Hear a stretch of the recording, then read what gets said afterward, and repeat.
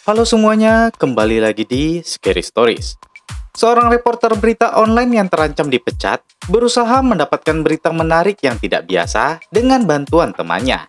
Dia mencoba mencari tahu kasus kematian yang janggal di stasiun Oksu, dan hal itu ternyata membuka misteri mengerikan yang tersimpan selama ini.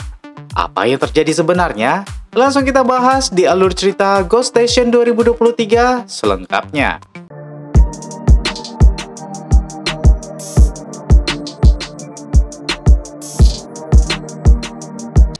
Cerita berawal di stasiun Oksu.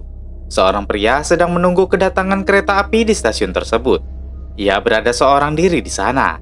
Namun tiba-tiba, ada seorang wanita yang berperilaku aneh di sekitar situ. Pria itu mengirimkan pesan dan foto wanita itu kepada temannya. Lalu, ia melihat wanita itu membenturkan kepalanya di tembok hingga berdarah. Ia pun membaca pesan masuk dari teman-temannya. Ada yang bilang wanita itu mabuk, dan ada yang bilang wanita itu hantu. Dan saat pria itu melihat lagi, wanita itu sudah tidak ada. Pintu pembatas masuk kereta api tiba-tiba terbuka. Padahal kereta api belum tiba. Pria itu mencoba mengintip dari balik pintu itu. Dan ini yang terjadi.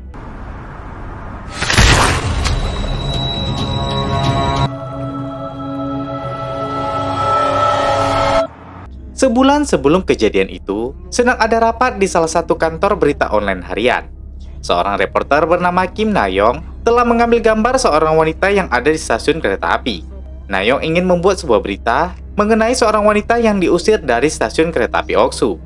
Namun atasannya bilang kalau wanita itu adalah transgender dan dia sedang mabuk. Na-young dilaporkan transgender itu karena transgender itu tidak memberikan izin fotonya disebarkan. Atasannya menegur Na-young karena mereka terpaksa meminta maaf dan memberikan ganti rugi kepada transgender itu sebesar 50 juta. Presiden kantor berita itu meminta agar ganti rugi dilakukan oleh Na-young karena dia yang membuat kesalahan. Dan Na-young juga tidak punya bukti kalau transgender yang diwawancarainya setuju untuk diambil fotonya. Dan presiden meminta agar Na-young menyelesaikan masalah itu sendiri. Setelah itu, Na-young pun pergi lagi ke stasiun kereta api Oksu dan meminta bantuan temannya yang bernama Choi Won-won untuk mendapatkan informasi tentang transgender tersebut. Namun Won-won tidak tahu apapun tentang si transgender. Malam itu Na-young berkumpul dengan Won-won dan temannya yang bernama Sung-jun. Na-young meminta Won-won agar menghubunginya jika kembali bertemu dengan si transgender. Sementara dirinya sendiri akan mencari berita baru lainnya. Sung-jun bilang, setelah kepergian Na-young malam itu, ada seseorang yang mati tertabrak kereta api karena bunuh diri. Sung-jun bilang, Won-won melihat kejadian itu secara langsung. Won-won pun menceritakan, pada malam itu, ia melihat seorang pria bernama Kang Tae-ho di CCTV stasiun. Lalu karena monitor CCTV-nya tiba-tiba rusak, Won-won pun langsung masuk ke stasiun untuk menghentikan pria tersebut. Won-won melihat pria itu berdiri di tengah rel kereta api. Won-won mencoba mencegahnya. Namun saat mendekatinya, ada seorang anak kecil di bawah rel. Na-young bilang, dia tidak bisa meliput berita tentang penampakan anak kecil itu karena hanya Won-won saja yang melihatnya. Namun Won-won bilang selain dia, seorang petugas jenazah yaitu instruktur Yom juga melihat anak itu. Berniat mencari tahu, keesokan harinya Na-young pun menemui instruktur Yom. Di sana dia melihat seorang wanita keluar dari ruangan dengan membawa sebuah kotak. Yom dan Na-young pun mengobrol. Pria itu bilang kalau ia mulai bekerja di bagian ini saat berusia 10 tahun untuk membantu ayahnya. Pertama kali ia menyentuh mayat pada saat terjadi sebuah kecelakaan setelah pembukaan stasiun Oksu. Dan tubuh mayat itu tercerai-berai. Na-young pun memotong pembicaraan dan bertanya tentang penampakan seorang anak kecil di lokasi kejadian kemarin. Yom pun mengingat kembali kejadian itu. Di saat ia sedang mengambil serpihan tubuh korban yang terlindas kereta api itu, ia melihat seorang anak kecil di bawah tangga. Ia mendekatinya dan bertanya siapa namanya. Tapi anak itu menunjukkan sebuah kertas yang bertuliskan angka 1211. Saat itu masinis memanggil Yom untuk mengambil salah satu bagian tubuh korban. Ketika instruktur Yom kembali melihat ke bagian bawah tangga, anak itu sudah tidak ada. Dan tiba-tiba di tangan Yom ada luka goresan. Setelah mendapatkan informasi itu, Na-young menghubungi Won-won. Ia meminta agar Won-won membantunya menyalin rekaman CCTV tentang Kang Tae-ho yang bunuh diri. Na-young pun menjumpai kepala petugas stasiun Oksu. Na-young bertanya soal penampakan anak kecil. Kepala petugas bilang instruktur Yom selalu mabuk. Dan ia tidak ingat ada cerita tentang hantu apapun di stasiun Oksu. Malam itu Won-won teringat kembali tentang kejadian bunuh diri tersebut. Saat sedang berada di toilet, Won-won mendengar sesuatu dari dalam salah satu ruangan toilet. Ia pun memeriksanya. Ternyata itu adalah Sung Joon yang ingin menakutinya. Won-won pun marah dan pergi dari toilet. Lalu saat Sung Joon melihat kaca wastafel, ia melihat ada angka 1013 di kaca itu. Won-won pun kemudian masuk ke ruang CCTV dan diam-diam menyalin rekaman kejadian bunuh diri itu di flash disk-nya. Ketika keluar dari ruangan itu, dia bersenggolan dengan masinis yang menabrak Kang Tae-ho. Masinis itu bilang 0319. Dia pun lanjut berjalan. Setelah itu, Won-won memberi salinan rekaman CCTV tersebut kepada Na-young. Lalu Won-won bilang ada yang tidak beres dengan masinis yang menabrak. Masinis itu terus berkeliaran seperti orang gila di sekitar lokasi kecelakaan.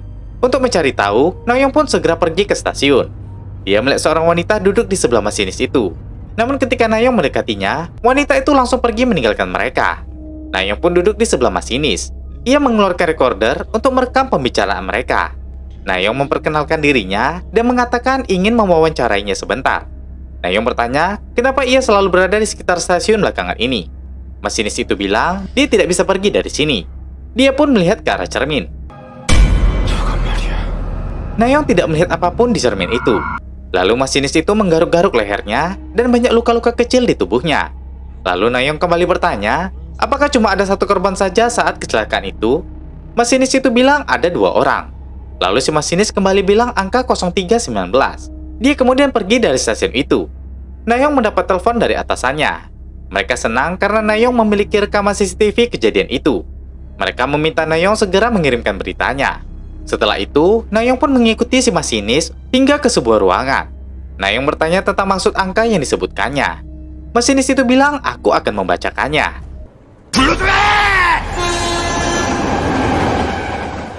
Setelah itu, Na-young berada di dalam kereta api. Ia melihat banyak orang yang membuka berita yang dia liput dari ponsel mereka. Saat itu kereta api pun berhenti, dan Na-young ingin keluar. Na-young tiba-tiba terbangun, dan itu ternyata hanya mimpi saja. Ia ketiduran di kantornya, dan ternyata teman-temannya merayakan ulang tahun Na-young. Padahal hari ini bukan ulang tahunnya. Tapi atasannya bilang kalau berita yang didapatkan Na-young mendapatkan 300.000 klik dalam sehari. Ketika Na-young hendak meniup lilin, presiden perusahaan datang. Dia bertanya kapan Na-young mau wawancarai masinis itu. Na-young bilang sekitar pukul 10. Presiden itu marah. Dia bilang kalau pukul 9, masinis itu sudah bunuh diri. Mereka pun melihat rekaman CCTV di stasiun itu.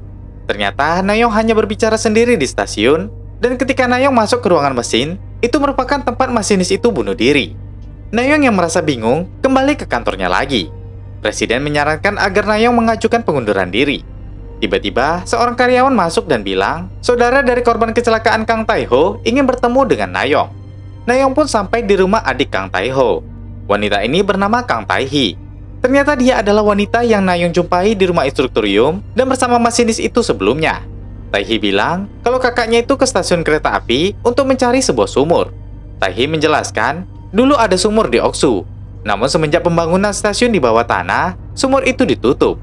Tae-hee juga bilang kalau ayahnya meninggal saat pembukaan stasiun tersebut.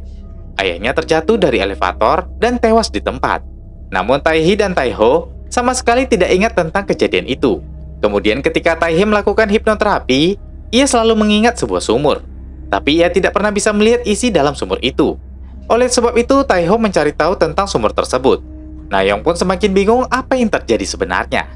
Setelah itu, Na-young pun mencari informasi di internet tentang sumur tersebut. Dan ia mendapatkan informasi, tempat itu dulunya panti asuhan yang memang terdapat sebuah sumur. Na-young pun mengirimkan foto sumur dan gambar panti asuhan itu kepada Tae-hee. Tae-hee bilang, sumur itu sama dengan yang ia lihat saat melakukan hipnoterapi. Namun ia tidak begitu ingat dengan panti asuhannya. Na-young menyimpulkan, kemungkinan Tae-ho bekerja di stasiun itu untuk mencari sumur tersebut. Setelah itu, Na-young dan Won-won pun pergi ke rumah instruktorium. Ia pun mengambil foto mayat masinis tersebut.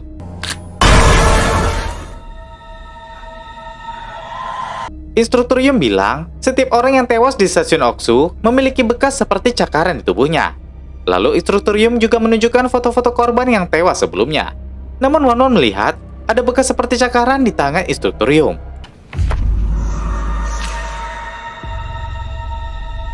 Instruktur Yun bilang ini seperti kutukan untuk orang lain. Awalnya kutukan untuk orang tertentu, tapi setelahnya itu meluas untuk semua orang. Dan alasan orang itu terkena kutukan adalah karena kesialan. Sementara di rumah Taehi, ia sedang membongkar kotak peninggalan kakaknya. Di sana ia menemukan buku kecil yang berisi 4 angka, mirip dengan angka yang selama ini dilihat oleh beberapa orang sebelumnya. Lalu tiba-tiba Taehi teringat sesuatu.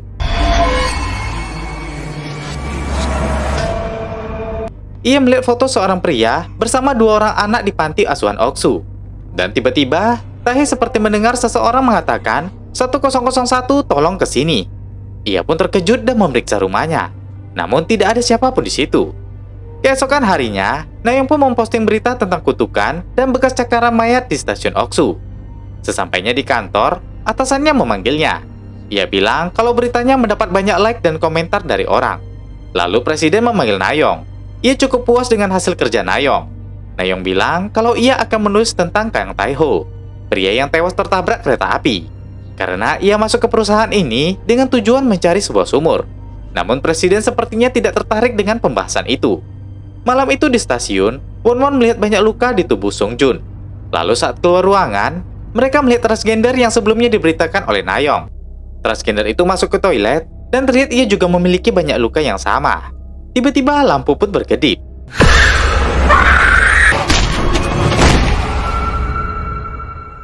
Sung Jun mendapat laporan agar memeriksa toilet, karena ada suara teriakan seseorang. Ia pun pergi untuk memeriksanya. Karena tidak ada jawaban dari dalam toilet itu, ia pun mengintip dari bawah.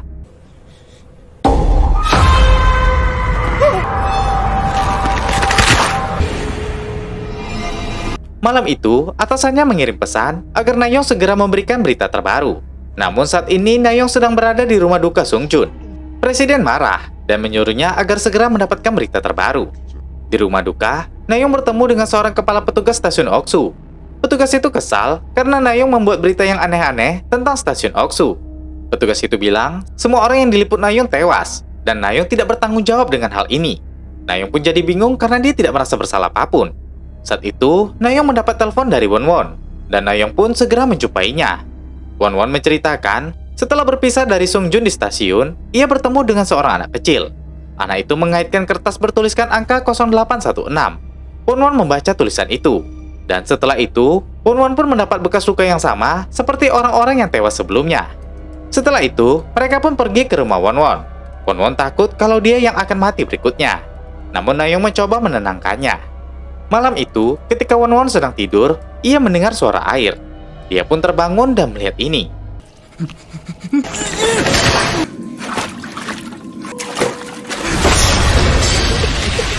Won-won tiba-tiba terbangun dari tidurnya. Ternyata itu hanyalah mimpi. Lalu Nayeong datang. Won-won bilang kalau dia sering mengalami mimpi yang sama tentang sebuah sumur. Setelah itu, mereka pun pergi menemui Taehi.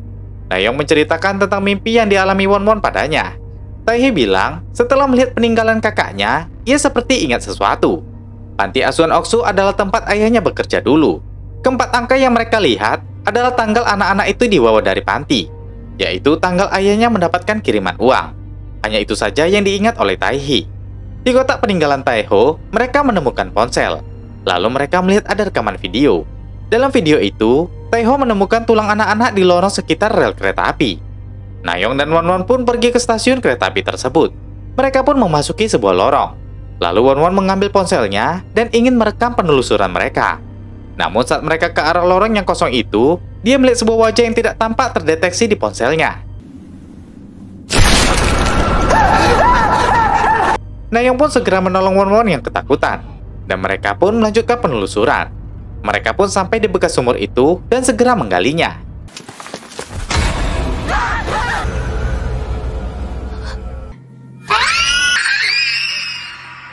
Di situ, mereka pun menemukan banyak tengkorak anak kecil, dan mereka pun melaporkan kejadian itu kepada polisi. Nayeong pun memberitahukan tentang penemuan itu kepada Taehi. Keesokan harinya, Nayeong masuk ke kantornya. Ia dipanggil oleh presiden. Sepertinya presiden tidak senang dengan yang ditemukan Nayeong. Dia tidak akan mempublikasikan berita tentang penemuan kerangka anak di dalam stasiun Oksu itu. Presiden juga ingin agar Nayeong mengundurkan diri.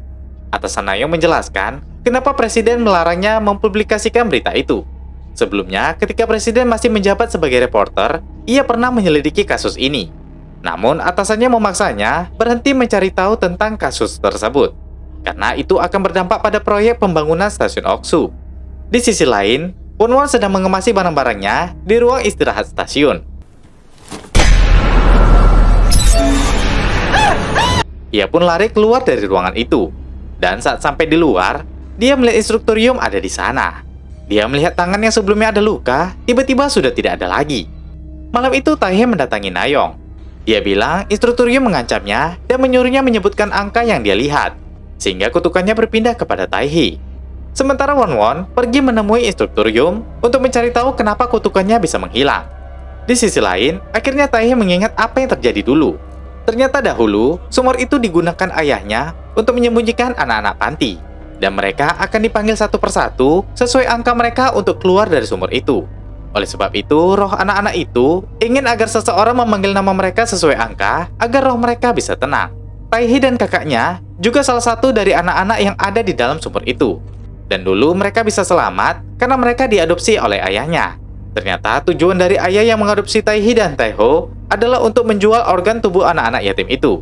Dan suatu hari untuk menghilangkan bukti, ayah angkatnya itu mengubur anak-anak yatim itu hidup-hidup. Sementara di sisi lain, instruktur Yum bilang kalau Won-won ingin selamat, ia harus memilih seseorang untuk memindahkan kutukan itu. Pagi itu, Won-won menelpon Na-young. Ia menggunakan nomor privasi. Ia mengatakan pada Na-young kalau ia mengganti nomor ponselnya. Dia pun menyebutkan nomor ponselnya agar Na-young mencatatnya. Setelah menyebutkannya, Na-young baru sadar. Ternyata Won-won sedang memindahkan kutukan kepadanya. Won-won meminta maaf karena dia hanya ingin hidup. Na-young tidak menyangka dengan perbuatan Won-won. Setelah itu, Na-young melihat berita tentang penemuan tengkorak anak-anak itu. Namun berita yang ia tulis dipublikasikan tanpa menggunakan namanya. Ia marah, lalu pergi ke kantornya dengan membawakan surat pengunduran diri. Na-young sudah tahu kalau presiden itu bekerja sama dengan pelaku penjualan organ tubuh anak-anak itu, dan sengaja membangun stasiun Oksu di wilayah itu untuk menutup semua kasusnya. Na-young pun memberikan surat pengunduran dirinya. Tapi dengan syarat, presiden itu harus menyebutkan angka 0816 yang ia tulis di sebuah kertas. Presiden itu tidak percaya dengan kutukan tersebut. Namun Na-young tetap menantangnya. Setelah ia menyebutkan, Na-young pun ikhlas untuk mengundurkan diri. Presiden itu pun dengan berani menyebutkannya. Dan Na-young pun dengan senang hati memberikan surat pengunduran dirinya dan segera pergi.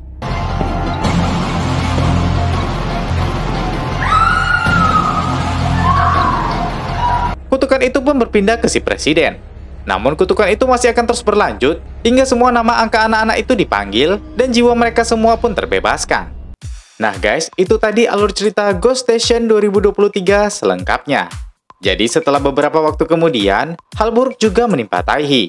Walaupun kita tidak diperlihatkan apakah dia mati atau tidak. Dan juga tidak diketahui apakah pria yang melihatnya terkena kutukan juga hingga membuatnya tewas. Terlepas dari semua itu, nikmati saja ceritanya. Berikutnya masih banyak cerita-cerita seram yang akan kita bahas. Jadi jangan lupa subscribe-nya ya. Oke, terakhir saya Jiwa. Terima kasih sudah menonton dan sampai jumpa di video berikutnya.